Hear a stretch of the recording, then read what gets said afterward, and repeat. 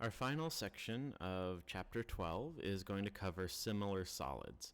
There's a lot of overlap here with similar figures, so this should seem very familiar. The problem should seem very approachable.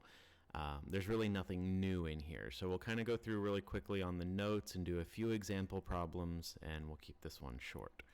So similar solids, just like similar figures, have exactly the same shape, but they have a different size. Two solids are similar if the ratios of their corresponding sides or linear measurements, I guess. Linear measures are equal or congruent or the same, whatever, you get the idea, right? If the side lengths are proportional, then the edge lengths are proportional, then the shapes are going to be similar. Oh yeah, linear measurements, that's what goes there. Okay, types of linear measurements are like height, perimeter, just basically edge lengths, right? If we can match up all the parts, then we know they're similar. So it says determine whether these are similar. If yes, give a scale factor or ratio of linear measurements A to B. So here we're going from 12 to 3 on the height, meaning we're dividing by 4. So we need to check if the other measurements do the same. So along my base, my perimeter has an 8 and a 20, and here we have a 2 and a 5. Those are both divided by 4. So that means that A to B is going to be in the ratio of 4 to 1 because my original shape, my A shape, was the big one and my B shape was the little one. Second one, we're going from 6 to 10, so that's 5/3. So we're doing times 5/3. From 8 to 12 is times 1.5 or 3/2. So this one is not going to be similar because the height is not scaled the same as the base. Although the two base shapes, as far as like plane figures, they are similar. So they have similar bases, but you could think of it as the height is stretched less, right? So the height of this one is not stretched as much as it would need to be in order for it to be like similar. So it would need to be 40/3 instead of 12. All right, and our last one, we have a diameter is 24 and our radius is 10, meaning here our diameter is 20. So that one we're scaling down to 5/6. So this is times 5/6 to go from A to B. And then 30 to 25 is also times 5/6. So they are similar. And my A to B, my original shape is bigger. So that's going to be a 6 to 5 ratio from shape A to shape B. So we have two similar, one not similar, no big deal. Now comparing volume and surface area, we've talked about this before. If two similars are solid with a scale factor, which we're going to do as a ratio of A to B, just as to not confuse us with scale factor, the K version that we learned about before. Then we learned with similar figures that the ratio of any areas are going to be A squared to B squared.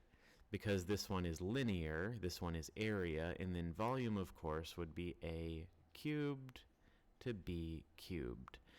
Because again, if you think about like a straight line versus a rectangle versus a prism, here you just have length. Here you have length times width, and both of those get scaled up the same. Here you have width, length, and depth, and each of those gets scaled up. So whatever our scale factor is gets applied basically 3 times over. We're multiplying by it 3 times, which is like cubing it. So hopefully that all seems familiar. There shouldn't be anything new there. Identify scale factor ratios for the solids. So it tells us they are similar, meaning we don't actually need to look and check every dimension, but I think it's a good idea to do that just so we don't get complacent and we can check if they actually are similar. So 6 to 3 is dividing by 2, 10 to 5 is dividing by 2, 14 to 7 is dividing by 2. So our scale factor, which we're going to say scale ratio, I don't know. Like, I don't want to confuse it with K. We're talking about the ratio of A to B. So our scale is going to be 2 to 1, meaning our surface area ratio is the square of that, 4 to 1. So 2 squared is 4, 1 squared is still 1. And then the volume ratio is the cube of the linear one. So 2 cubed is 8, and 1 cubed is still 1. So I want to make sure that we're not trying to go from here to here and then here to here. We want to go, where's my eraser? We want to go from here to here is squaring, so square, and then here to here is cube, right? So we're not trying to go from surface area straight to volume. We're going from our linear scale factor or ratio to square or cube it to get to the other two. I hate 2 as a scale factor because it kind of looks like you're just doubling it each time, which is definitely not the case. All right, so 4 to 6 is times 1.5. 7 to 10.5 is times 1.5. So A is smaller than B, so that means our ratio is 2 to 3. Because we saw multiplying by 3 halves, but we're getting bigger, so 2 to 3. We're going to square that and get 4 to 9. And then we're going to go back to 2 to 3, and we're going to cube it. 2 cubed is 8, and 3 cubed is 27. So pretty easy stuff. It's just remembering that that ratio changes as you add dimensions. When given surface area or volume, find scale factor first. So that goes back to what I said here, that everything comes from the scale factor. We don't try to go straight from surface area to volume or vice versa. So here it says our surface area is 25 to 4. So that's talking about area. So A squared to B squared is 25 to 4. So if we square root that to get A to B, our scale factor is 5 to 2. Our surface area is given, that was 25 to 4. And then our scale factor cubed, 5 cubed is 125, and 2 cubed is 8. And for all of these, we want to make sure that we reduce it if possible. So the next one looks like we're going to be able to simplify, so that's going to be a good example. So this is a volume ratio, meaning we're dealing with A cubed to B cubed, which is 162 to 384. Those are, we can simplify that ratio. So thinking of it, if you had 162 over 384, we want to divide something out of both of those.